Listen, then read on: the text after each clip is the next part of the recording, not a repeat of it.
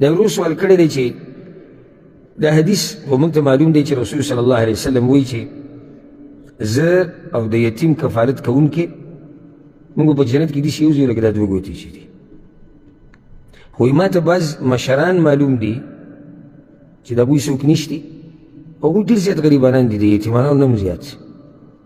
او دا هم یتیمانان دي، خو دا یتیمانان د بچو دي، یعنې بچي نشتي یا بچو پرېښودي دي. او سبحان الله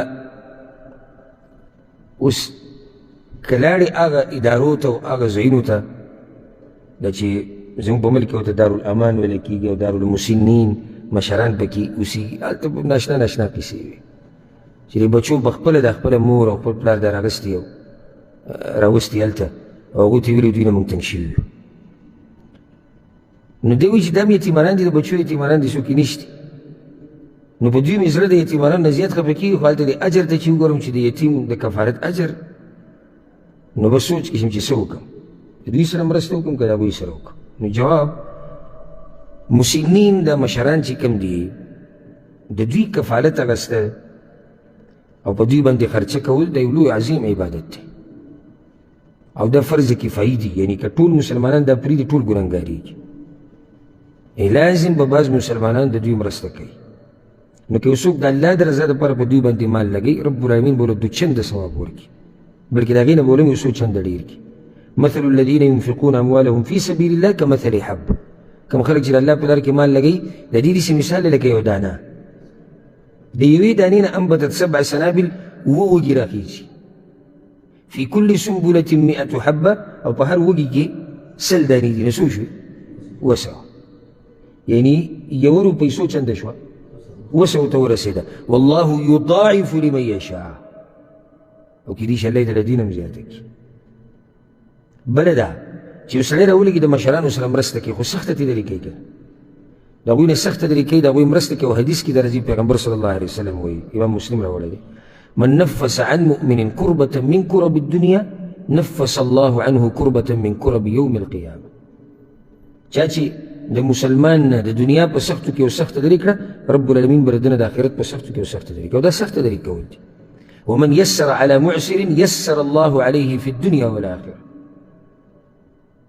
او چې څوک تنګدسته وي او په ده باندې څوک اسانتیا او پراختیا راولي، رب العالمین به د دنیا او د آخرت مسلې اسانې کړي. ومن ستر مسلما ستره الله في الدنيا والآخرة. او چا چې په مسلمان باندې پرده واچوله، الله به په ده باندې په دنیا او په آخرت کې پرده ور واچوي.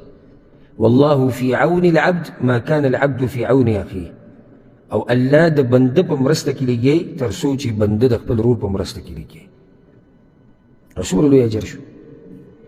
او زموږ داسې ځوانانو ته او داسې مؤمنانو ته ضرورت دی چې هغوی دا تپوس کوي چې د مشرانو سره که موږ ښه کوو، الله موږ سره کړي، زموږ په زړه سوځي. او یو هغه دي نن سبا چې مشرانو پورې مذاق کوي، مسخرې کوي، ټوکې کوي، ویډیوګانې ته کوي چې دا ویډیو مشهوره شي، د ده پاڼه وچلېږي، ده ته پیسې په دې ویډیو باندې ډېر راشي. یو سپین ږیری هغه به راونیسي، د هغه بېعزتي به کوي، بابولې به خاندي، هغه پوهرې عقل یې کمزوری شوی. مخکې ورځو کې یو ویډیو مې کته، یو ملګري راته رالېږله. ما ته اکثر د ملګري عجیبه ویډیو ویني، راویلېږي ما ته، د پته ده به بیا څه بحث به کوي. نو هغه یو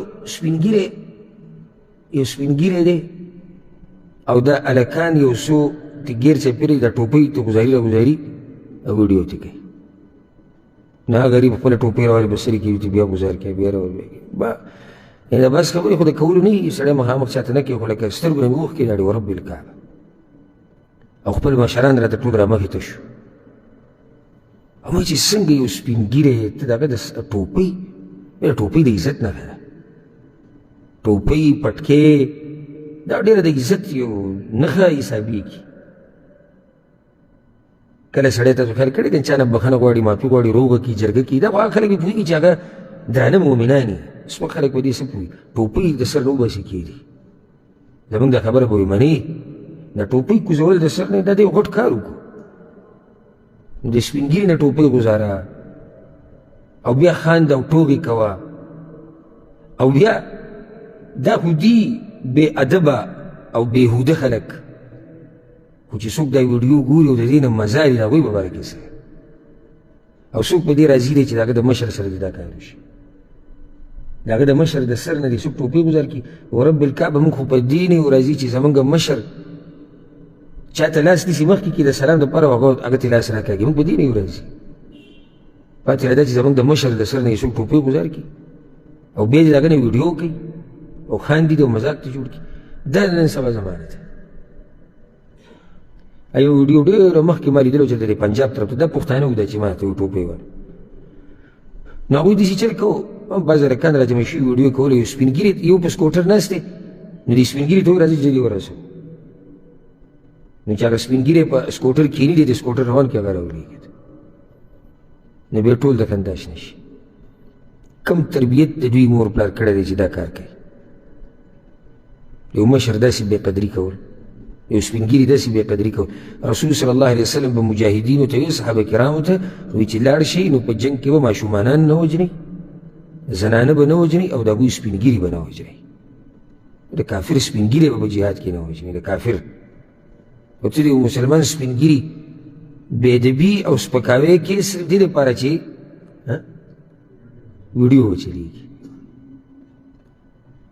مشکل زموږ په دې معاشره کې څه دی یو سړی که مشهورېږي خو زموږ د لاسه مشهورېږي که نه هسې خو څوک نشي مشهورېدی که داسې قسمه خلک چا مشهور کړي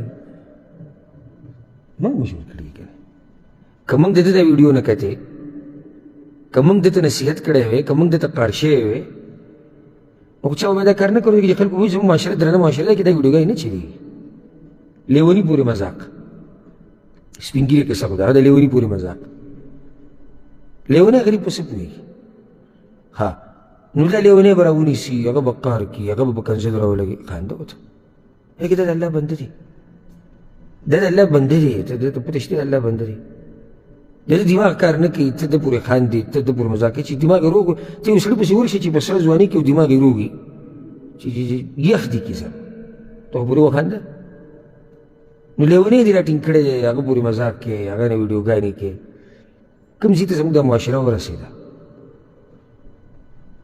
زنانه سره به ناسي ویډیو به کوي او موږ مرسته کوو موږ ته مخ لږ ښکاره کړه خپل چې موږ دې ووینو موږ دا کوم ځای ته کوم طرف ته موږ روان یو پښتانه داسې خلک وو چې دې انټرنېټ زموږ نه هغه اسلام او هغه پښتو هر څه یې زموږ نه ګډوډ کړو اسلام په یو ګوټ کې موږ په بل ګوټ کې پښتو په یو ګوټ کې موږ په بل ګوټ کې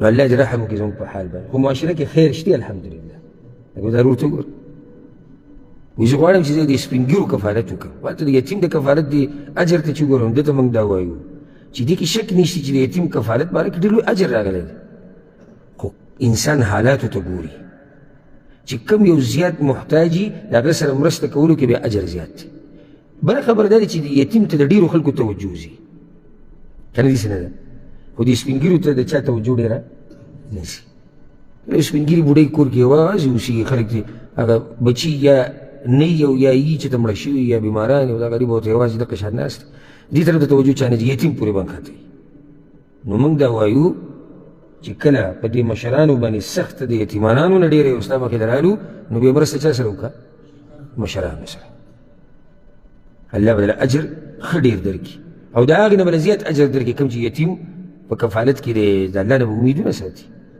ته د یتیم کفالت کې مطلب څه د خرچه پې کې که نه خیال یې ساتي د خوراک د څښاک د هسپتال د هر څه ځکه شان ته د بوډا به خیال ساتي او کله بعضو حالاتو کې په یو چا باندې خرچه کول د هغه بل باندې خرچې کولونه ثواب د هغې څه زیات لکه ګوره قرآن کې دا مسله ده چې چا د فتح مکې نه مخکې کومو صحابه کرامو خرچه کړې ده د هغوی اجر زیات دی د هغه صحابه کرامو نه کومو چې د فتح مکې نه بعد خرچه کړې ده ولې فتح مکې نه مخکې حالات ډېر ګډوډ د مؤمنانو غریبي وه جهادونه وو جنګونه ډېر وو نو په هغه وخت کې مال لګول هغه ګران کار و غریبۍ کې مال لګول ګران کار وروسته خو بیا الله په مؤمنانو باندې دنیا څه کړه پراخه کړه مکه چې فتح شو بیا خو د مؤمنانو یو نوم په دنیا کې وچلېد الله دې زموږ په حال باندې رحم وکړي الله دې زموږ د مشرانو حفاظت وکړي او الله دې زموږ مشران نه بېعزته کوي او څوک چې زموږ مشران سپین ګیري او زموږ علما زموږ زنانه زموږ لیوني زموږ زنانه بېعزته کوي نو رب العالمین دې ورته هدایت وکړي او الله دې پوه کړي. او چې کله هم داسې مخې له ستاسو داسې ویډیو درشي او کس درشي پوه کوئ وروره ستا دا کار غلط دی، دا طریقه صحیح نه ده. ما ورته چې دی یو سړی روالو دومره به یې دغه کړو چې څه به ترې جوړ کړو او هغه به د 2 روپو سړی دی. زما خوا د ورځې یو کس راغی ورسره یو 6 کسان نور هم دي. ما نه پېژنده خو ما ته کسان وایي تاسو سره ملاقات کول غواړي او دا ما راشي. من کېناستو ما ښه قدر وکړو ځکه چې الحمدلله د مسلمان به هم قدر کوې، بیا چې میلمه دغه به ښه قدر کوې، بیا چې ستا تپوس ته راشي. خو هغه غریب له د خبرو چل نه ورته ګډې وډې ویلې او ما دوی ته خو ما پېژنې ما ځان غلی کړو. بیا هغه کسان وایي ته به دې پېژنې، لکه ما ته څه ته به دې پېژنې ته به دې پېژنې. دا څوک دی؟ وزیر اعلی دی، وزیر اعظم دی، دیني شخصیت خو نه دی، خو ماشاءالله د مخ نه یې پته لګي. وی د ده په ټیک ټاک کې 15 لکه فالوور دي. نو بیا څه وکړم؟ ټیک ټاک کې 15 لکه فالوور دي. یو سړی زما خواله راغی، مسلمان دی، ملاقات وشو، څنګه یې ښایي؟ ډېر ښه، په ادب په احترام. موږ د سړي قدر کوو الحمدلله، مینه محبت څه کمی پکې وي نصیحت به وکړو. پوز یې لم راوستم هغه راته وایي ته ما پېژنې او دا هغه ناستو کې هم 2-3 ورته وایي ته به دې پېژنې. نو ما زه ټیک ټاک ته پروت یم او بیا به زه دې ګوره به چې دې څه وایي. دا بل څه دی؟ ډاکټر دی وایي نه، انجینر دی نه، بل څه داسې غټ ده. نو څه کوم چې ویډیو نه ګورم، زه بل سړي ویډیو ولې نه ګورم؟ موږ کې مشکل دی که نه چې موږ راولګو یو سړی به داسې مشهور کړو غریب له د خبرو چل هغه به نه ورسي او هغه به زموږ هیرو وي او ځای په ځای به ورسره تصویران وباسو ویډیوګانې به ورسره کوو. څه کې لکه پلان دی. الله دې زموږ په حال رحم وکړي. دنیا کوم ځای ته لاړه او موږ په شا روان یو.